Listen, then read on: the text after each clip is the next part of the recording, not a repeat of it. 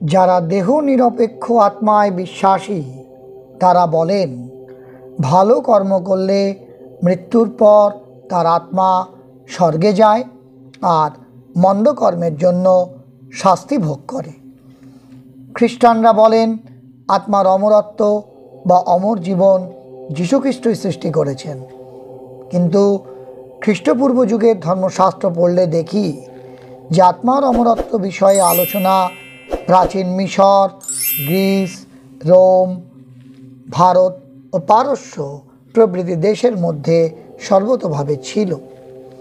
এছাড়া বৈজ্ঞানিকেরা আত্মার পৃথক সত্তা আছে কিনা তা জানার জন্য বহু গবেষণা করেছেন। যত রকম সূক্ষ্ম যন্ত্র আবিষ্কার করা হয়েছে সেগুলো তারা কাজেও লাগিয়েছেন, যে মৃত্যুর পর মস্তিষ্ক থেকে কোনো জিনিস বেরিয়ে যায় কিনা তা জানার জন্য, কিন্তু তারা ব্যর্থ হয়েছেন। তথাপি যদি আত্মাকে স্বীকার না করি তাহলে আমরা জড় যন্ত্র বিশেষ ছাড়া আর কিছুই নই। জীবন যদি দীপশিখার মতো নিভে যায় তবে সেই জীবনের জন্য এত সংগ্রাম করা কেন? কেন এত দুঃখ কষ্ট ভোগ করা? স্থূলদেহ নষ্ট হওয়ার সঙ্গে সঙ্গে যদি সত্তাই নষ্ট হয় তবে মানুষ ধর্মীয় জীবনযাপন করবে কেন? তাই আত্মার অস্তিত্ব স্বীকার করতেই হয়। অস্বীকার করলে মানুষের শিক্ষা দীক্ষা চরিত্র গঠন প্রভৃতি প্রয়োজনীয় বস্তু বলে অনুভূত হবে না। লোকগুরু জ্ঞান জগৎ থেকে দূরীভূত হবে। স্ত্রী পুত্রের প্রতি ভালোবাসা প্রতারিত হবে। মানুষ হয়ে উঠবে দায়িত্বহীন। তাই আত্মার অস্তিত্ব অস্বীকার করা যায় না। আত্মা জড়দেহ থেকে ভিন্ন, স্বাধীন ও স্বতন্ত্র। তাই আত্মার মধ্যেই আছে প্রাণ শক্তি, মন, বুদ্ধি ও ইন্দ্রিয় শক্তি। এই আত্মাই পিতামাতার মাধ্যমে দেহ সৃষ্টি করে। বেদান্ত কি বলে? বেদান্তের মতে দেহান্তে আত্মা বুঝতে পারে কোথায় সে ছিল, কে ছিল তার পিতামাতা।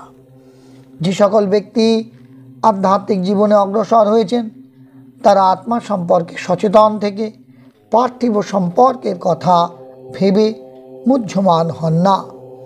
তারা আরও উন্নত অবস্থায় যেতে বাসনা করেন। বেদান্তের মতে আত্মা যে কোনো লোকে যেতে পারে, তবে যেসব আত্মার পার্থিব কামনা রয়েছে তাদেরকে মরতে আবার ফিরে আসতেই হয়। তবে খ্রিস্টান আর মুসলমানদের মতো যে সমস্ত ধর্মাবলম্বীরা আছেন তাদের মত কিন্তু ভিন্ন ভিন্ন। তারা বলেন স্বর্গ আর নরক বলে দুটো জিনিস আছে। যারা সুকর্ম করে তাদের আত্মা চিরকাল স্বর্গে যায়, আর যারা দুষ্কর্ম বা কুকর্ম করে তাদের আত্মা চিরকালের মতো নরকে গমন করে। বেদান্ত কিন্তু এই রকম স্বর্গ নরকের কথা চিন্তা করে না। তাদের মতে স্বর্গ অনেক, সেখানে দেবলোক, পিতৃলোক, ব্রহ্মলোক প্রভৃতি অনেক স্থান আছে। মানুষ কর্ম অনুসারে এক একটি লোকে যায়, আবার পুণ্য শেষ হলে নিচে নেমে আসে, মর্তে অবতরণ করে। আর ঈশ্বর আমাদের এই অবস্থার জন্য দায়ী নন, দায়ী আমরা নিজেরা। এই ভবিষ্যৎ আমাদের হাতে। যারা সৎ ও মহৎ কর্ম করে তাদেরও ফিরে আসতে হবে যদি কামনা বাসনা নিয়ে তারা দেহত্যাগ করেন। তাই বেদান্ত আসক্তির দিকে খুবই গুরুত্ব দিয়েছে। বেদান্তর মতে আসক্তি থাকলে স্বর্গের আনন্দ থেকেও বঞ্চিত হতে হয়।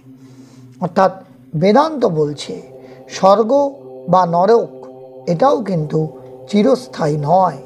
অর্থাৎ বেদান্ত আমাদের এই শিক্ষাই দেয় যে আত্মার জন্ম মৃত্যু আছেই, পরজন্মও আছে, কিন্তু পরজন্ম হলেও যতদিন না আত্মার মধ্যে তার সচেতনতা আসবে ততদিন তার পুনর্জন্ম হবেই। তার কাছে স্বর্গ বা নরক কখনো চিরস্থায়ী হতে পারে না। তাহলে বন্ধুরা, আজকের আলোচনায় আমরা আপনাদের কাছে তুলে ধরলাম যে দেহান্তে আদৌ আত্মা বুঝতে পারে কি না যে সে কোথায় ছিল, আর দেহান্তের পরে আত্মার স্বর্গ নরক ভোগ কতদিনের, আর বেদান্তই বা এই সম্বন্ধে ঠিক কী বলে।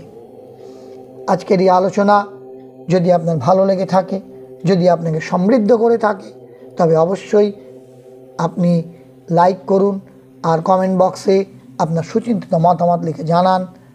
অবশ্যই এই আলোচনা আপনার পরিচিত জনদের মধ্যে বেশি বেশি করে শেয়ার করে দিন। আর এখনও যারা আমাদের এই চ্যানেলটিকে সাবস্ক্রাইব করেননি, অবশ্যই চ্যানেলটিকে সাবস্ক্রাইব করে আমাদের পাশে থাকুন। সকলে খুব ভালো থাকুন, সুস্থ থাকুন, আনন্দে থাকুন। ধন্যবাদ।